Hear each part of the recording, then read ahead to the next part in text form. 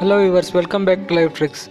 This is an extended version of our video, Sad Love Story of Sadhguru Jaggi Vasudev. Keep watching. I never asked what's her caste. I just came home one day and told my father, I'm marrying this girl. He asked, who is she? I said her name. I only knew her pet name, I didn't know her full name. Because that's what I called her. Then he asked, who is her father? I said, I don't know. He said, what? You don't know the father's name, you'll marry her? I said, I wish to marry only the girl.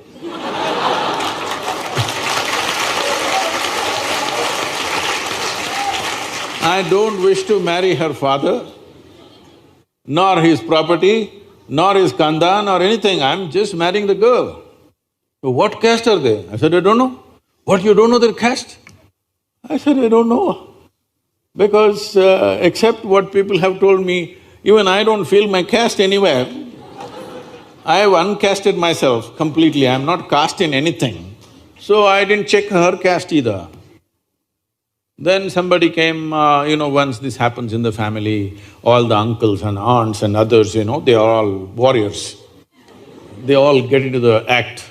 They came and said, we don't even drink water in their house. Their caste is like that. I said, did they invite you?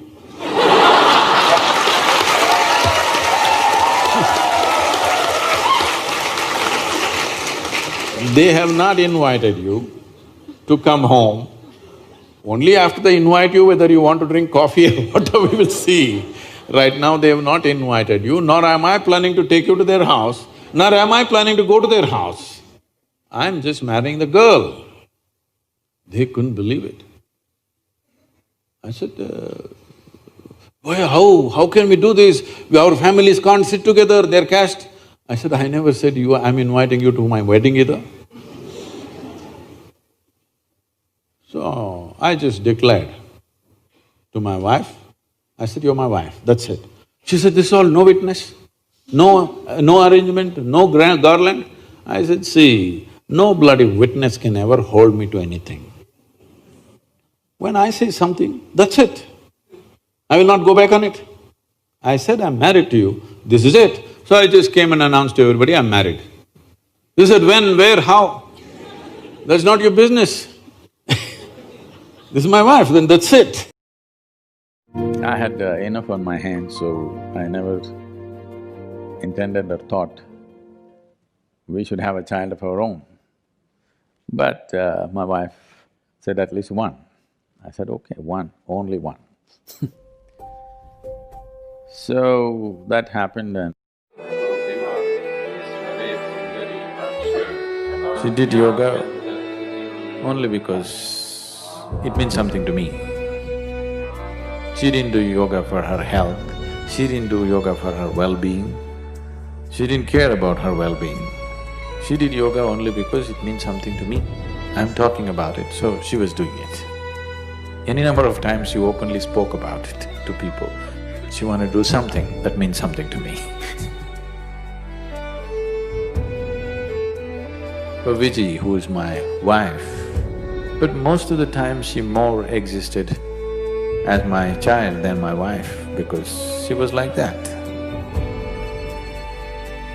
But still we had a very engaging and engrossed kind of relationship all the time. She was like my shadow all the time, 12 years, she just was everywhere that I was. She organizes the yoga program, she goes around, works throughout the day, she does everything.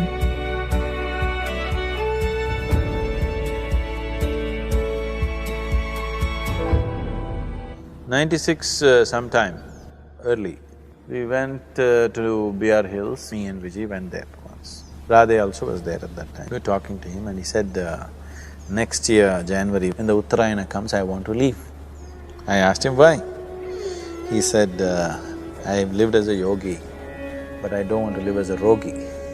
I want to die as a yogi. He was asking me, I really not clear about how to live.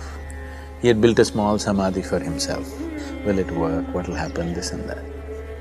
That's the first time I opened up to a completely different thing and I spoke to him certain details about what What is it that stops a person from leaving? What is it that makes a person leave? Viji was there, she was listening to all this and she burst out into tears and she cried and cried and cried. So I just ignored her and continued to speak to him. Then he was also weeping off and on and asking me questions and we went into great detail of many things which usually I've never spoken anywhere. We came down after meeting Nirmalananda, we just came and just after that place, I parked and I knew she was in some kind of mood. I just stood on the road and it's an incredible view. So I just was standing on the road, Radhe was also playing around there. And she came and fell at my feet and said, I also want to do what he's doing. I said, why? She said, I also want to live like that. Then I was joking with her, okay, when are you going to leave? But then she said, no, I'm very serious, I want to go like him. What he was saying was fantastic and what you were explaining to him, that's how I want to live. I said, why do you want to leave? Because 12 years of marriage, we've been traveling. People have been absolutely wonderful to us everywhere, but there is no home as such, we're always on the move. So just then, we were building a small place to live. I said, just now you're getting a home after 12 years and the girl was only 7 years of age. I said, why now? She said, right now, everything within me is wonderful, everything around me is just the way I want it. This is the time I want to leave. I don't want to leave when things are wrong. I don't want to leave when I'm not well or something is not well. I just thought, because she was intense. Either she is at the peak of joy or at the dumps, she doesn't know in between. She would hit the peak or she would go down, but she never knew the in-between. And she's not a great practitioner of yoga or something. She was keeping her normal practice, but nothing much. Only thing is she was intense person. There was no moment of dullness with her, she was always intense. So she took up the sadhana so intensely, from the month of August it started, and she started announcing to everybody, in the month of February I will leave. I said, why are you talking about this rubbish? People will make a joke out of you. She said, no, I'm leaving in February. And she started telling the girl. I said, please don't disturb the girl, what will she think, 7-year-old girl? But she brought the girl to that level of understanding. The girl's birthday is in March, this is in January. Then we went to see Nirmalananda for the last time. She sat there on a full moon day evening with everybody. There were people around, and after 5 minutes, it is in the shrine, she got up and went.